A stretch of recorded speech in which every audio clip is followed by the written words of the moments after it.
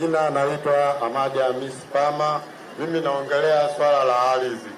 Sisi tulipata maeneo ya kujenga sheli mbili. Kule tuliambiwa kwamba subirini mpaka waje wapime, wakaja wakapima, tayari wakasema watakuja kutupa viwanja.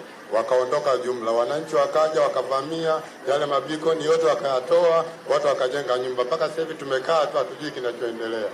Hilo ndio jambo langu. Haya, sogea kwa mkuu wa mkoa ili walifuatilie kwa mahususi. Asante Mheshimiwa Waziri Mkuu. Nimemwona huyu jamaa amepiga jezi ya Yanga. Nikakumbuka nilikuwa namwambia anko wangu moja kwa tarehe moja sikulala na neti. Akaniambia yeye tumewakimbiza mpaka ukasahau kushusha neti. Nikamwambia hapana, hakukuwa na mbu. Asante Mheshimiwa Waziri Mkuu. Kwa majina anaitwa Gabriel Hamisi. Ni machinga hapa machinga complex. Ni mfanya biashara wa nguo za mitumba. Mara ya kwanza ulipokuja pale ulisema sisi wa huku nje tusifukuzwe. Ila baada ya kuondoka baada ya siku mbili moja pale mbele wakawa na fukuzwa. Ukiwaambia mbona Waziri Mkuu alisema huku tusifukuzwe? Wanakujibu tafuta namba yake, kama vipi mpigie umwambie kama unafukuzwa. Kama inashindikana au unaenda kwa meneja wa soko. Ukienda meneja wa soko unamuuliza, "Natoa niende wapi?" Wanakuambia njoo nikupe nauli uende nyumbani. Sasa utafanya kazi gani? Huyu meneja yuko wapi? Meneja yuko wapi? Yuko wapi meneja?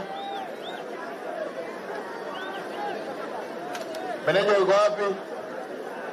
Mkuu wa mkoa utamuitisha huyu meneja umpe maelekezo tuliyokubaliana. Tumekubaliana kwamba watu watabanana hapa, tumalize lile soko ambalo nilienda kulitembelea pale. Baada ya hapo wale ambao hawakupata vizimba tutawapatia lile soko lingine. Lakini pia tukasema tumalize lile soko ambalo na lenyewe Daktari Samia Suluhu Hassan ameweka fedha nyingi sana pale mbele pale majengo. Na kwenyewe tutapeleka watu wengine pale. Lakini tulitaka watu wafanye kazi. Watu waache wafanye kazi kwenye vile ambavyo tumekubaliana. Tumalizie mama hapo. Mheshimiwa Waziri Mkuu, mila kwangu ulikuwa moja tu. Sisi hapa tulipoingia hapa sokoni tulikuwa tunatoa ushuru kwa kila siku shilingi 1000. Ilikuwa kidogo ina nafuu. Sasa hivi wametuletea control number kwa gharama ya shilingi 30,000 kwa mkupuo. Kwa hiyo inakuwa ni ngumu sana, tunaomba turudishiwe ile 1000 ya kila siku.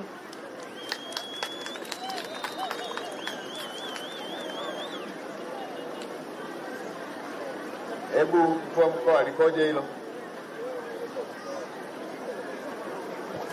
Mheshimiwa Waziri Mkuu, ni kweli wafanyabiashara walikuwa wanatakiwa kuchangia shilingi 1000 kila siku kwa ajili ya huduma ambazo zinatolewa mbalimbali, ikiweko umeme, ukiweko maji na huduma nyingine.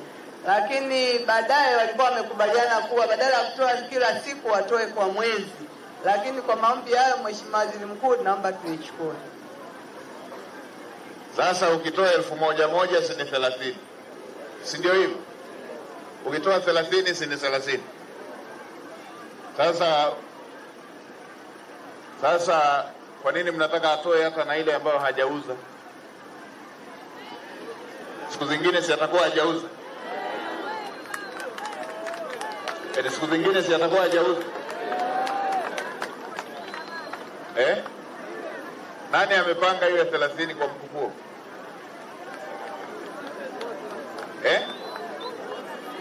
Nani amepanga? Umereje yuko wapi?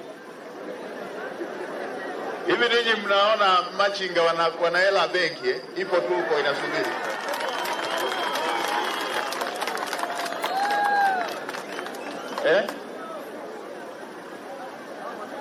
Hivi nyinyi mnaona machinga na hela iko benki tu inasubiri.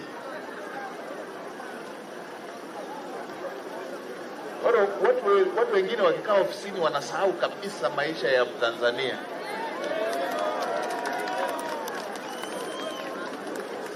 $30 atoe leo kabla hajauza. Anaitoa wapi? Anatakiwa auze alipe, auze alipe. Kama anazo nyingi hivyo ziko tu benki. Alikuwa anahangaika mtaji kweli. Mkuu wa mkoa, hebu endeleeni na hawa watu wa biashara ndogo ndogo hizi, waendelee na utaratibu wa kulipa baada ya kuwa wameshauri.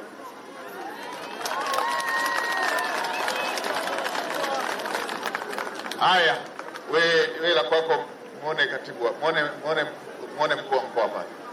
Kwa ndugu zangu, mimi nawashukuru sana, asanteni sana, na wale viongozi wale na yule ndugu yangu nitawapatia namba ya simu ili niwe napata mwendelezo wa kitu gani kinaendelea.